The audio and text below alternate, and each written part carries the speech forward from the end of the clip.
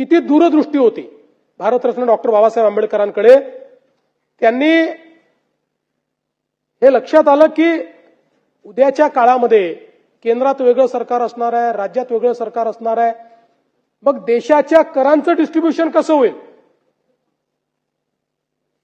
या संदर्भात कुठल्याही फेडरल स्ट्रक्चरमध्ये करांचं डिस्ट्रीब्युशन जर चुकीच्या पद्धतीनं झालं तर ते फेडरेशन डिसइंटिग्रेट होतं. हे लक्षात घेऊन त्यांनी संविधानामध्ये फायनान्स कमिशनची व्यवस्था उभी केली आणि सांगितलं देशाचं फायनान्स कमिशन दरवेळेस तयार होईल. ते फायनान्स कमिशन राष्ट्रपती तयार करतील.